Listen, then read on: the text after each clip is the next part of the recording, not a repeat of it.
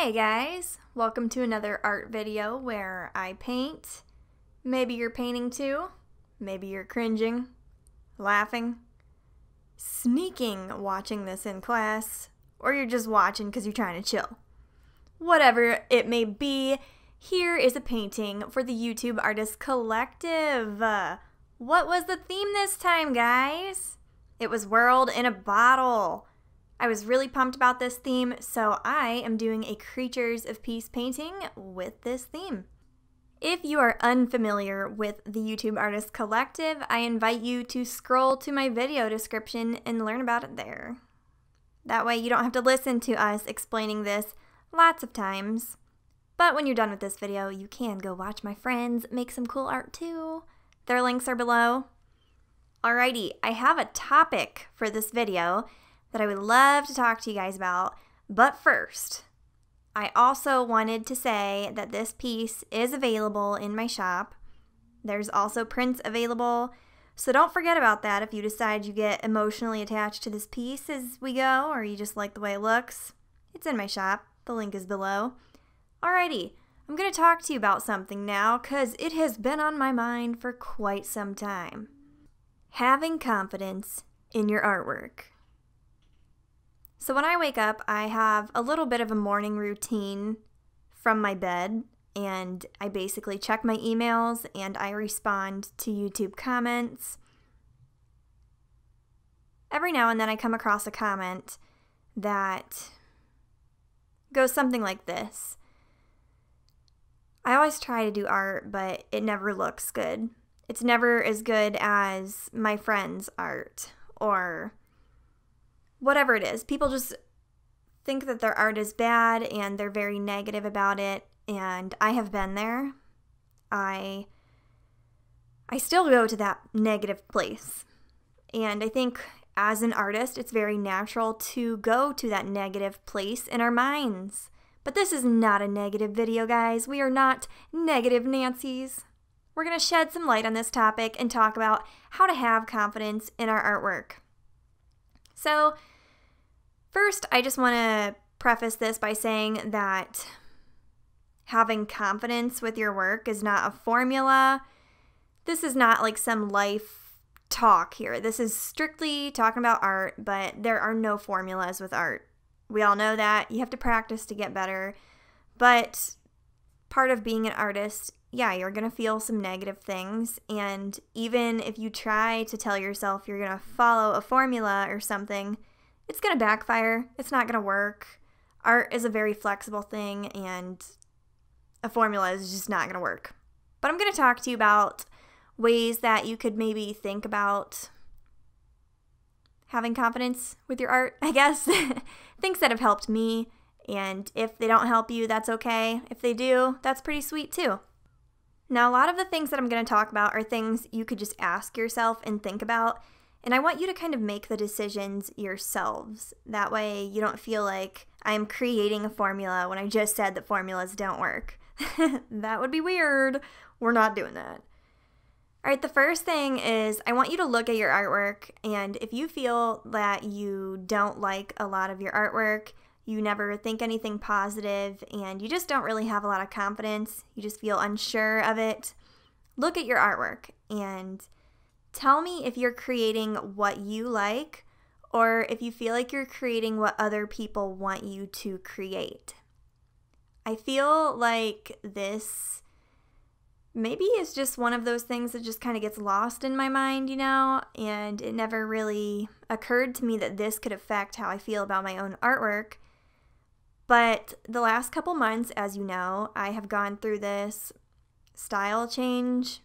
I started just pursuing the things that I liked, and when I stepped back and did that, I felt like a little more positive about my artwork, a little more refreshed. Sure, it brought along inspiration, but I think it also brought along confidence. Now, the reason why I'm saying this is because if you create content you like, think of yourself as the people you're trying to market to.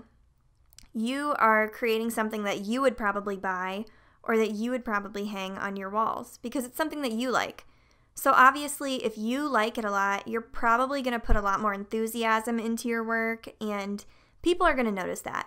People are going to realize, like, hey, this person really loves what they're making, and I can see that. And it might just make you feel a little bit better about what you're creating when you like it more. So I'll just throw that out there. It's definitely helped me, especially diving back into these creatures and all this whimsical fantasy folk art that I've been doing. Love it so much, and I feel a lot more positive. I really like painting and drawing people too, but taking a break from that has really helped me. All right, the next thing I want to talk about is, where do you put your artistic self-worth? Now, again, this is not a life video. I'm not asking about your own personal self-worth. I'm talking about how you view yourself as an artist. Do you invest that solely in the approval of other people? Do you think that maybe I'm not a good artist because I'm not seeing the approval that I want? Or are you investing that worth into how you view your art, how you view yourself as an artist? It's easy to kind of, especially on social media, look at different comments and think, okay, well, I didn't get very many comments on this post, so I guess this piece isn't that good. Great, I thought it was good, but now it's probably not. That is probably not the way to go about that. There are a lot happier ways you can view that, but investing your artistic worth in the response of other people is just like, you will easily set yourself up to be hurt sometimes.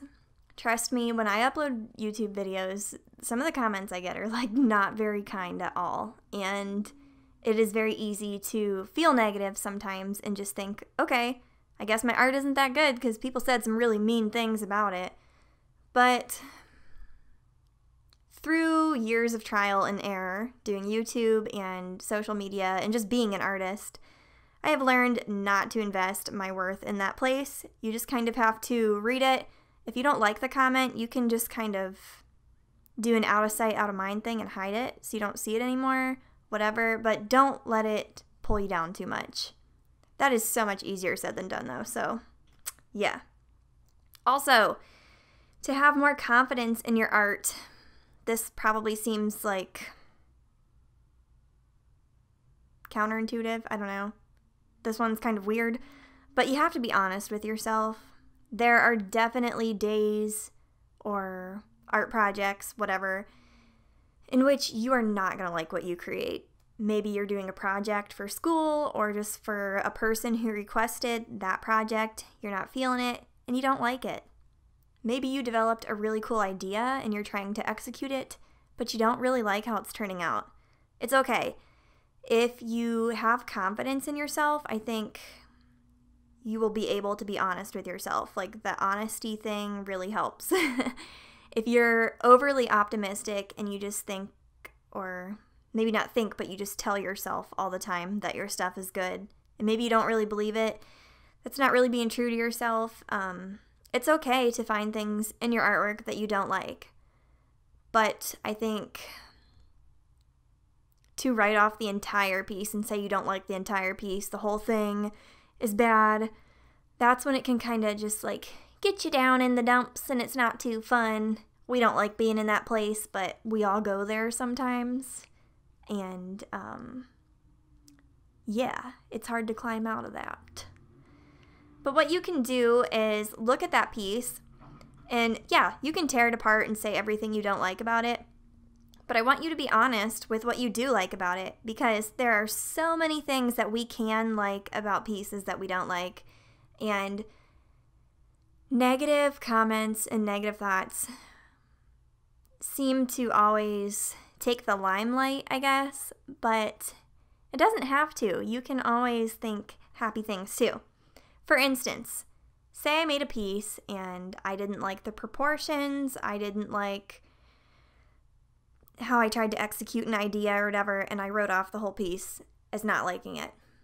Well, I could lay that piece in front of me and critique it a little differently by saying what I don't like, but then also saying what I do like.